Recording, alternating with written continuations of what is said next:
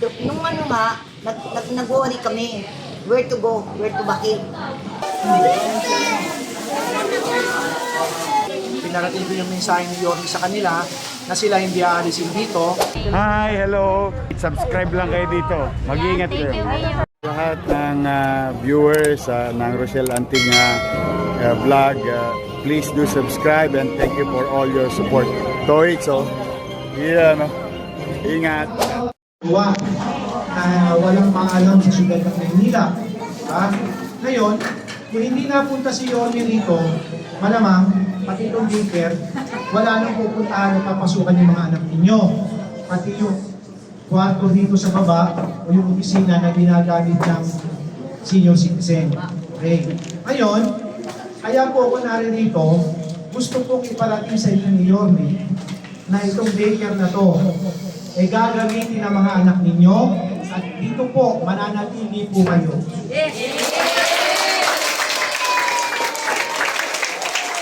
Hindi po sa totoo lang, kanina nagkaroon kami ng meeting. Ako po, pinapunta ni Yorme rito para iparating yung mensahe na yun.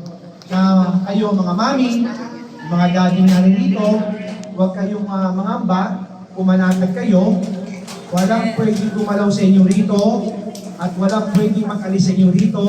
Dito kayo, at yung mga anak ninyo, patuloy na mag-aaral at gagamit dito. Okay, ha? Meron din kami yung photo bibigay sa inyo, yung mga t-shirt ng anak ninyo, bibigay na namin sa inyo. At saka, bumabagyo, di ba bumabagyo? Opo! Bumabagyo tayo. O, yung mga nanay na nari dito, bibigyan ko na kayo ng goods, ha?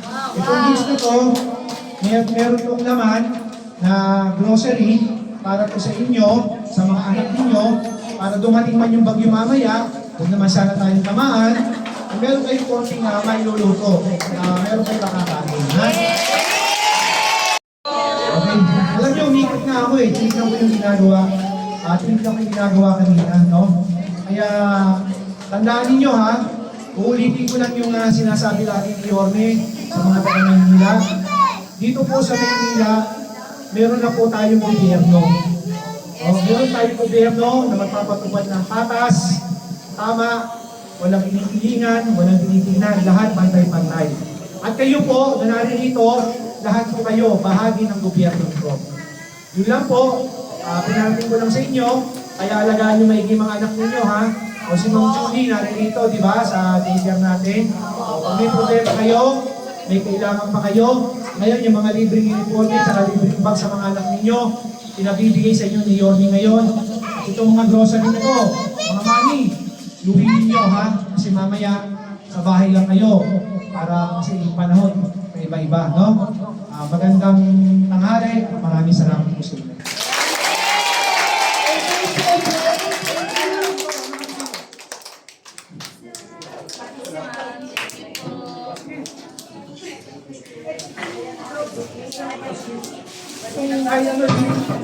Hygiene ko na.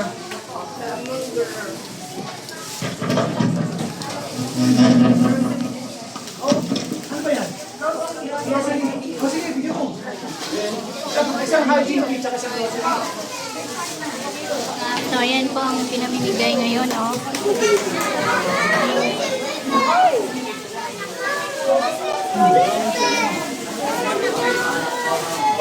Dapat na ako rin ako. Anak,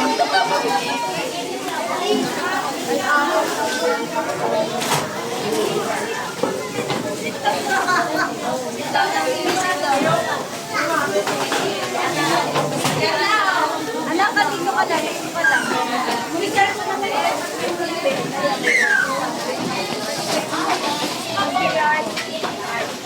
Ay, mga.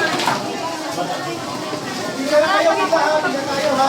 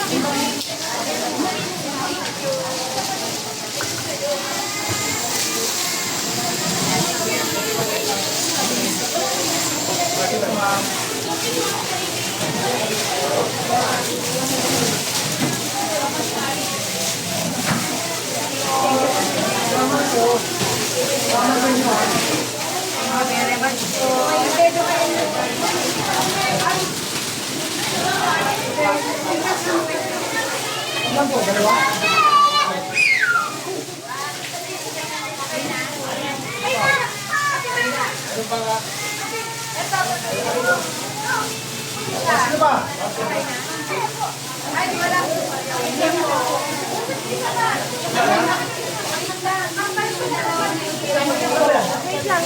Nakakala ko si Brenda yan.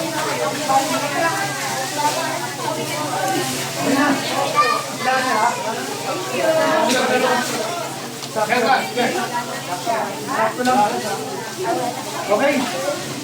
Salamat ha. Ang sayang po, ganda pa naman ito, di ba? Hindi, ano, kaya nga ako pinapunta ni Yorme dito, stay kayo dito.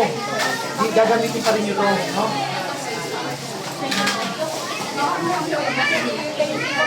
Ganda pala nito, pero magigibala ko sayang, di ba?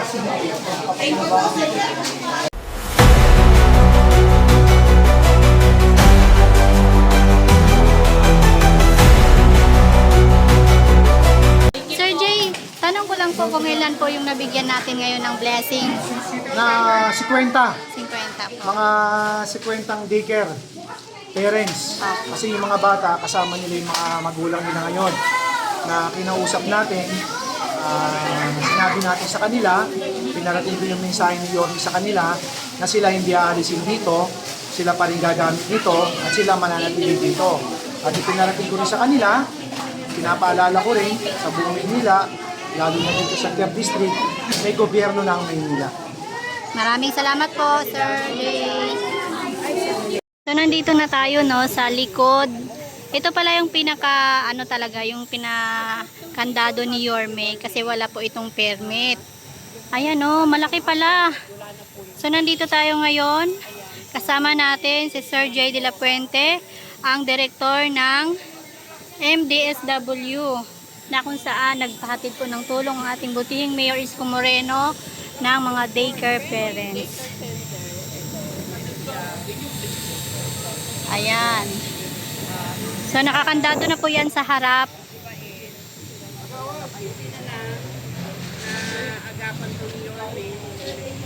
Dito tayo sa Alvarez Street. Ito yung mga nireport ng mga senior kay Yorme na kung saan pinalayas daw sila at pinatayan ng kuryente. So, ayan. At ito naman yung ating mga daycare parents na nakatanggap ng blessing ngayon. Ang dami nilang blessing.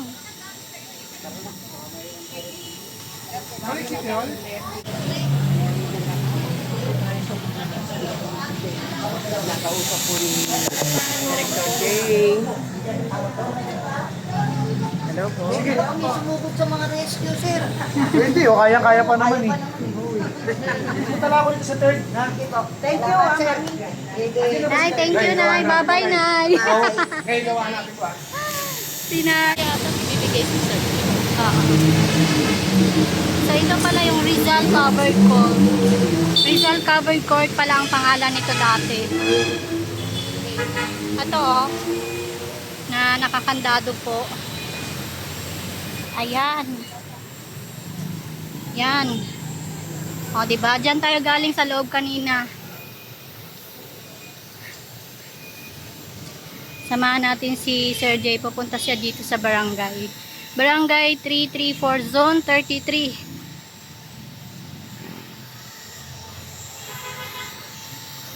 Sorry, hindi pala dito. Doon sa kabila. May daanan ba dyan? Sumunod din ako. Dito pala. Ano to? Okay.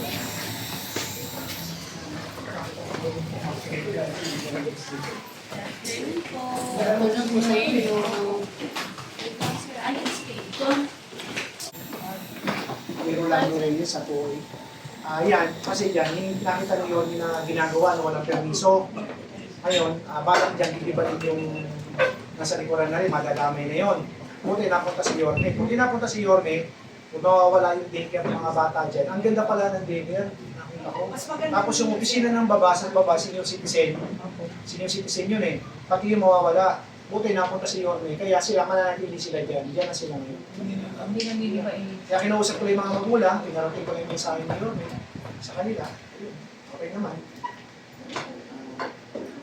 Kaya sa ibang distrito, mga ano to, mga district chief ko to. District 4, hepe ng NDSW District 4, si Eben. Sa District 1, si Erwin Manungkit. Sa District 2, si Charis. Hello po. Tapos Good si Satri, afternoon. si Judy. Oo. Okay, sakto. May meeting kami ngayon eh. May meeting kami. Sakto. Galing ako doon, kaya tuloy na ako dito. Kasi maghahanda lang kami para sa Bagyo mamaya. Tapos yung District 5 tsaka 6, pupuntahan ko na lang mamaya sa may Sagat. Sa District 4-5 naman ako. Magandang hapon, Nay.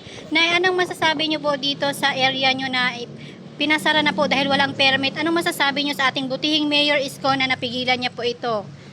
Actually, si Mayor Isko, matagal ko nang naging boss siya, naging kakilala. Kaagapay ako since 2007. So, nung nabalita nga yun, di ba, nanggaling siya ng Lanusa, nag-move forward siya, nakita niya yung rasak, yung court, na totally nawala na yung pundasyon niya, yung mga bakal, may nakita siyang bako, mga gamit. Do nakita niya kami, kasi alam, nung pagbaba niya sa kotse, nakausap ko na siya, sabi ko sa kanya, boss, may problema mga senior. Ang sabi niya sa akin, sige, mag-usap tayo. So dumating yung time na nandun na nga kaming mga senior sa pinakaano ng court. Opo. Do na-interview na nga kami. So tinanong niya, sino daw ang nagpapaali sa amin. So sumagot naman kami na project ni Kong Joel Chua. Actually with the barangay captain, si Chairman Busalpa, interview na rin niya, nakausap niya. Yes po. So raw, papatayan kami ng ilaw, kuryente. Nung nag-worry kami, where to go, where to bakit. It's good na nakausap naman namin siya na sinabi niya, no need na magbakid kayo. You will stay there longer. Tsaka walang mangyayaring patayan ng kuryente sa inyo.